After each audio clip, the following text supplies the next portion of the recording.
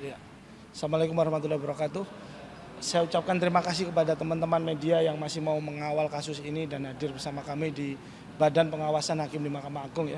Agenda kami hari ini adalah melaporkan 3 majelis hakim yang ada di Pengadilan Negeri Surabaya yang mengadili perkara kami, perkara almarhum Dini Sera Afrianti. Laporan ini adalah tindak lanjut dari laporan kami yang sudah kami kirim ke Komisi Yudisial dan kami tambahkan saat ini kami melaporkan 3 hakim tersebut di Badan Pengawasan Hakim di Mahkamah Agung hari ini. Begitu. Ya. Kembali lagi teman-teman, saya beritahukan, saya sampaikan beginilah sulitnya masyarakat kecil mendapatkan keadilan, mendapatkan akses keadilan dan mendapatkan kemudahan dalam memperoleh keadilan. Kita tahu asas peradilan yang seharusnya sederhana, mudah dan murah itu menurut saya tidak ada di Indonesia. Jadi slogan itu adalah slogan bohong. Karena Anda tahu ternyata apa? Laporan yang harus kami sampaikan di bawah harus masih melalui proses-proses pemeriksaan yang tentunya pasti nanti memerlukan waktu. Kami menghargai proses itu, tapi kita tahu ternyata Badan Pengawasan Mahkamah Agung sudah memiliki sistem di setiap pengadilan negeri yang ada di seluruh wilayah Republik Indonesia.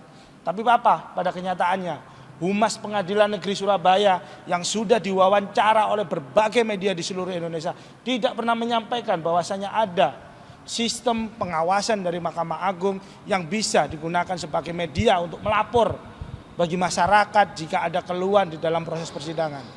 Lantas bagaimana masyarakat ini bisa mendapatkan keadilan? Lantas bagaimana masyarakat ini bisa mengakses keadilan? Kita tahu keluarga korban almarhum Dini Sera Afrianti ini adalah seorang petani, rumahnya di Sukabumi.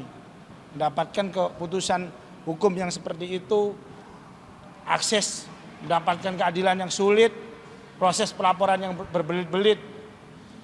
Jangankan untuk murah, mudah dan cepat. Berangkat saja dia sudah tidak mampu untuk melewati proses-proses hukum dan birokrasi yang begitu panjang. Itu teman-teman. Materi pelaporan kami tentu adalah sifat dan etika hakim di dalam proses persidangan. Dan yang kedua adalah bagaimana hakim pada saat persidang itu menurut kami tidak berjalan dengan fair.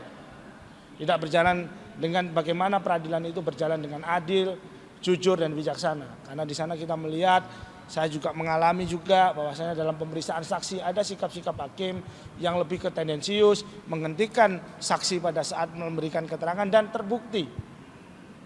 Dari hasil pertimbangan hakim kita ketahui dari putusan yang bisa kita baca semua nanti Anda akan melihat adanya kontradiktif antara fakta hukum dan pertimbangan hakim. Di mana di sana pertimbangan hakim seolah mentiadakan alat bukti yang sah tanpa pembanding alat bukti yang sah. Artinya apa? Ini ada alat bukti yang sah, ditiadakan, dianggap alat bukti ini tidak ada tanpa ada pembandingnya. Dan hanya dengan asumsi dan pertimbangan hakim secara pribadi. Tentu ini sangat mencederai asas-asas objektivitas dan asas-asas kebenaran dalam menentukan pertimbangan hakim untuk memutuskan suatu perkara. Dari MA bagaimana Pak setelah turun? Iya, saya tadi sudah jelaskan mengenai bagaimana proses melaporkan di aturan Badan Pengawasan Mahkamah Agung ya. Ternyata di setiap pengadilan itu sudah dibentuk namanya sistem pengawasan yang itu bisa diakses secara online.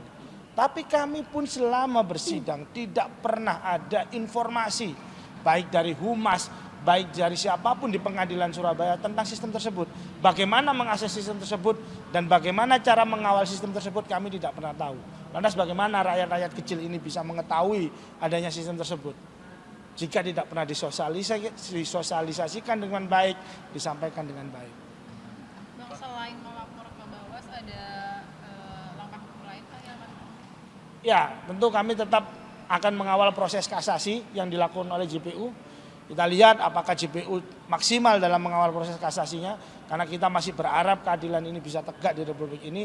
Dan saya juga akan melakukan upaya untuk mengawal proses yang ada di DPR RI, yakni khususnya di Komisi 3. Kami harap DPR RI segera melakukan pemanggilan terhadap Badan Pengawasan Mahkamah Agung dan Komisi Yudisial tentang putusan ini. dan membahas sistem-sistem peradilan yang ada di Indonesia. Karena sistem birokrasi yang seperti ini tidak mewujudkan peradilan yang murah, mudah, dan cepat. Itu yang pertama. Dan yang kedua, kami minta agar Komisi 3 DPR RI memanggil semua badan-badan yang berkaitan dengan peradilan hukum ini agar adanya pengawasan hakim diperketat sehingga tidak ada keputusan yang seharusnya memberikan kepastian hukum kepada masyarakat dan keadilan kepada masyarakat, namun ternyata bertentangan dengan itu semua dan meresahkan masyarakat. Karena kita tahu jika putusan ini menjadi presiden yang ada di Republik Indonesia, maka setiap wanita yang ada di Indonesia jiwanya terancam. Karena bisa saja dia dibunuh kapanpun, jika tidak ada saksi dia bisa dibebaskan kapanpun.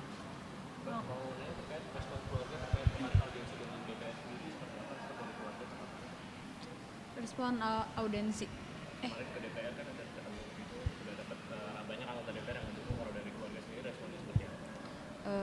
Sedikit lega ya, karena emang udah dibantu gitu, udah dibantu, apalagi udah disorot gitu maksudnya sama Ahmad Saroni langsung, Pak Ahmad Saroni, Pak Habibur Rahman gitu. Jadi sedikit lega, cuman kita nggak diem gitu aja gitu, kita tetap bakal ngawal, soalnya kan kita tahu karena di negara ini kan sulit ya untuk mendapatkan keadilan, apalagi buat rakyat kecil seperti keluarga saya gitu. Jadi kita tetap ngejalanin proses ini dulu aja, sampai kita lihat aja sampai mana nanti. Bang, berarti penegasan kalau dari dalam berarti diserahkan ke Bawas MA di Pengadilan Negeri Surabayanya atau dibentuk tim investigasi atau seperti apa? Ya, mereka masih melakukan rapat secara internal, baru nanti kami akan diinformasikan. Nah, sistem-sistem seperti inilah yang menurut kami belum ada objektivitas bagaimana kami bisa melakukan controlling atau pengawasan. Sementara sistem pengawasannya itu ada tapi tidak disosialisasikan dengan baik.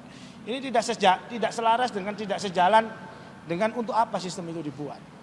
Jikalau memang sistem itu dibuat tapi tidak dijalankan dan disosialisasikan dengan baik, maka sistem itu tidak akan pernah bermanfaat kepada orang yang memerlukan. Contohnya adalah orang-orang kecil seperti ini yang tidak pernah terakses oleh keadilan.